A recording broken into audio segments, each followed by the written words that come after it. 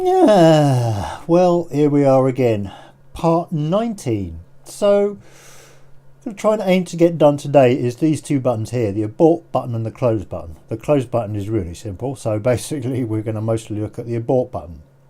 Now, the complication is that once we start creating a mix, there is data being populated into tables, and yes, more than one table, because we've got the old mix ingredients thing going on down here. And there's no way, although we can sort of undo the changes on this by built-in access functionality, there's no way really on the built-in thing, as far as I know, to undo what's done on a subform. And those records will be created. So if we get down to the point of actually clicking the create button, there's whole loads of records created in two different tables. And if we then change our mind and say, actually, don't want to make this mix, we've got to have quite a, well, not complicated, but certainly a slightly more involved button to clean all that up, and it basically needs to delete any records it's created. So let's close that for a second, have a little look at what I mean. Now let's select a recipe, open it up, make a mix, and then put in a volume and click create. Okay, so basically what's happened now is the mix table has had a new record inserted, and it's number 64. We've given it the ID. It would have filled in all of that. The mix ingredients table would have had however number of ingredients there are. What is it, 4 or 5? Those rows created as well. So if we get to this point and say, actually, yeah, no, I'm not interested in doing that, we need to go in and delete all of the data that was created for mix ID 64 in the mix table, and thankfully enough we've got the mix ID associated with all of these ingredients, so we need to delete all of the lines in the mix ingredient table that have a mix ingredient mix ID of 64, and that's basically all we need to do. So let's close that, and we'll leave that open. So let's open up the mix form, go into design view, and click on the abort button and create an on-click handler. So I'm going to stick some code in here and we'll be back. So the first thing I'm going to do is the simple version of that, where if we haven't entered into any data in there, then obviously we don't need to go ahead and delete it from all the tables, so we might as well skip that bit. If nothing's actually been done, then we'll just close it, because yeah, there's nothing changed, nothing saved, so we can just close and return back to the, well, wherever we came from. So basically I'm just saying, if not me dirty, so if nothing has changed, then just close it and exit the subroutine. So that bit is pretty simple. Right, I think this should do the job. Now I've stuck a little note at the top here. It's basically to remind me, I guess, if I get confused at some point in the future, which is entirely likely, that if either of the tables are open in the background, then it won't be deleted, because tables by default open exclusively, which means you can't change the data in them if they're open, certainly as far as deleting it's concerned. So yeah, that's just a note there to remind myself in the future, if it doesn't appear that it's working, maybe I've got a table open. Luckily that's never really going to happen in the final version of this, because the tables will never be open. We won't even have access to them. So there's a little bit of code that we put in so far, so that if nothing had been changed, then well, we'll just close it. We then get the actual mix ID that we've been working on, which would have been created if the form is dirty. And yeah, that's just in the mix ID value text field.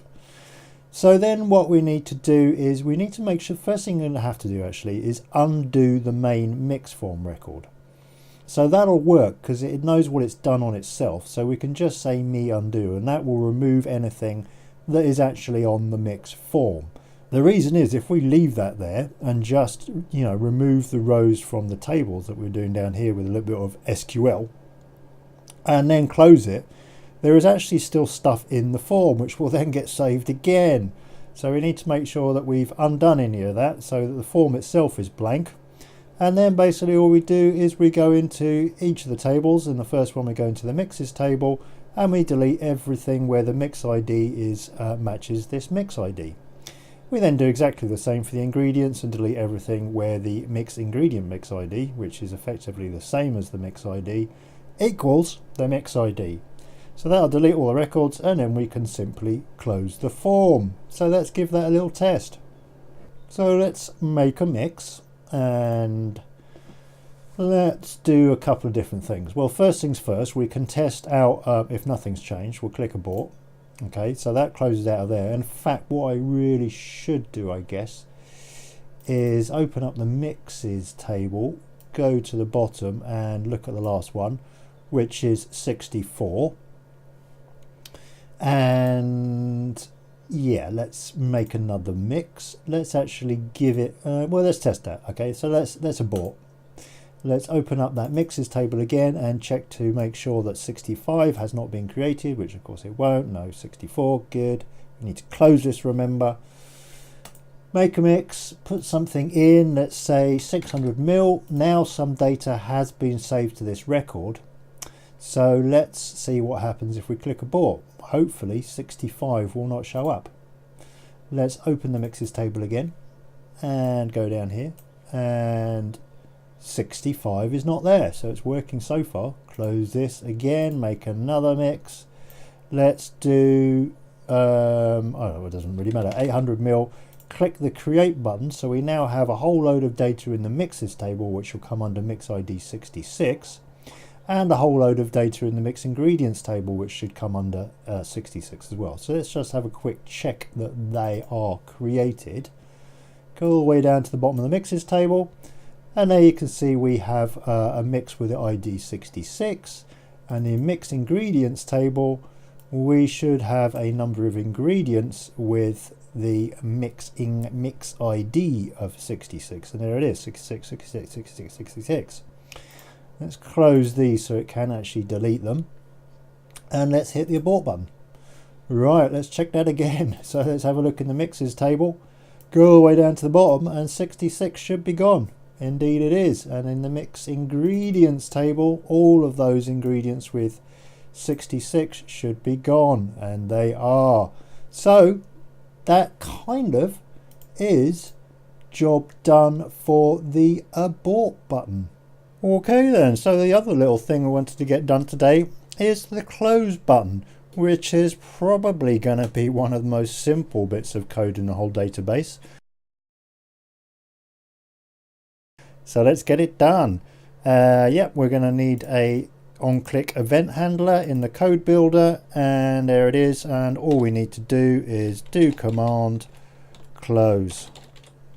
Oops, no, that's do command, not D command, do command close. And yeah, that's about it. So let's close that. Save this, yes. Open up the control panel, select a recipe, open a recipe, make a mix. And the close button isn't available yet because we haven't changed anything. But if we put in 50, create, the close button still isn't available. Okay, so we've got a little bit of an issue with the close button becoming enabled. I'm going to check that out and get back. Actually, there's a reason why I didn't put any code for it in. The close button can always be enabled. So let's change that to, where is it? Enabled. Yes.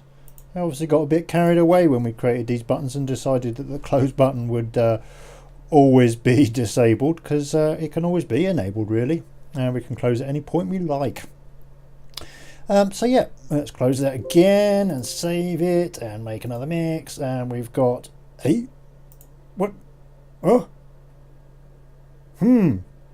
what's going on here? The close button is enabled.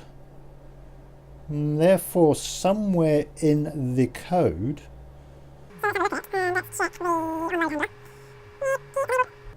normal close button enabled equals false. I'll have a think about this, and I'll be right back. Okay, well, I've had a think about this, and I have no idea why I might have wanted to disable the close button. So we can take that bit of code out, as far as I can think, unless I've thought about something before and it's now escaped from me.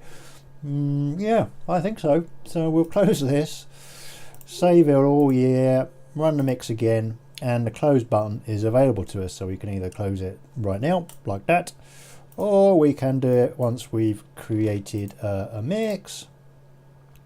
close it, and of course this time around it will have saved it, so we'll be looking for mix ID 68 in both tables.